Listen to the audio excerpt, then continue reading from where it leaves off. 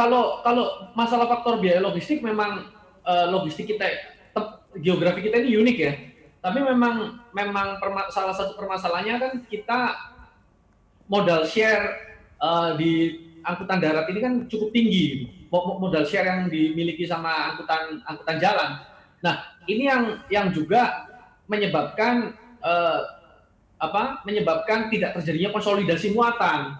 Nah, pengiriman satu persatu atau secara sendiri-sendiri ini kalau kita total secara keseluruhan akan menyebabkan biaya yang mahal. Oleh karena itu kami juga mendorong pemerintah untuk perlunya terjadinya hub and spoke atau terjadinya konsolidasi muatan menggunakan angkutan massal gitu, angkutan yang lain kayak semacam kereta api atau kapal. Tapi memang dalam pelaksanaannya memang penuh tantangan. Angkutan massal ini kan kalau di Indonesia peranannya masih sangat kecil ya. Dan di satu sisi juga terjadinya praktek-praktek overloading, praktek-praktek overdimensi. Itu kan yang menyebabkan moda lainnya itu jadi tidak kompetitif gitu. Untuk praktek bongkar muatan juga ini apakah memang juga menjadi salah satu rincian atau faktor yang membuat biaya logistik juga cukup mahal sebenarnya? Oh ya, kalau salah satu yang dikeluhkan sama operator tol laut itu kan itu ya, masalah biaya logistik lainnya gitu.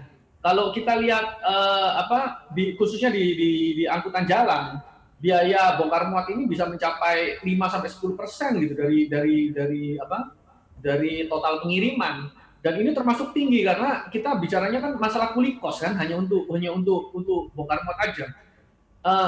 Ini terjadi karena memang selama ini pengiriman kita itu manual gitu. Jadi untuk melakukan pengiriman dalam truk itu selalu dilakukan dengan metode curah. Nah, curah ini kan memakan waktu yang sangat lama dan intensif orang ya. Sedangkan kalau kita mengaca pada negara lain, penggunaannya udah palletized gitu. Kalau penggunaan sistem palletized, otomatis bongkar muatnya juga akan jauh lebih cepat. Gitu. Jadi faktor kecepatan bongkar muat ini juga menjadi isu. Jadi impres yang dikeluarkan pemerintah soal penataan ekosistem logistik ini secara nasional apa membawa angin segar atau justru sebaliknya Anda lihat? Ya, kalau saya lihat sih sebenarnya ini spiritnya bagus gitu Pak Presiden mengeluarkan instruksi Presiden untuk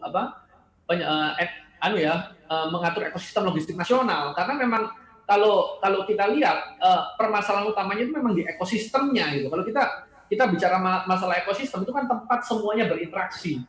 Nah, tapi yang jadi permasalahan sekarang tempat yang kita tinggali ini nggak begitu, maksudnya ekosistemnya ya itu nggak begitu kondusif sehingga perlu dikeluarkan impres. Tapi kalau saya lihat penjurunya kan tetap di Menko Perekonomian kayak seperti yang dahulu ya.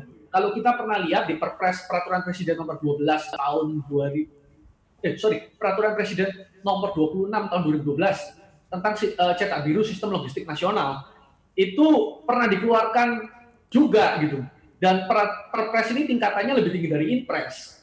Nah, Perpres itu dikeluarkan di zaman Presiden SBY, tapi kenyataannya sampai sekarang kan tidak berjalan dengan efektif. Nah, kami agak khawatir Impres ini juga nantinya nggak akan berjalan dengan efektif gitu.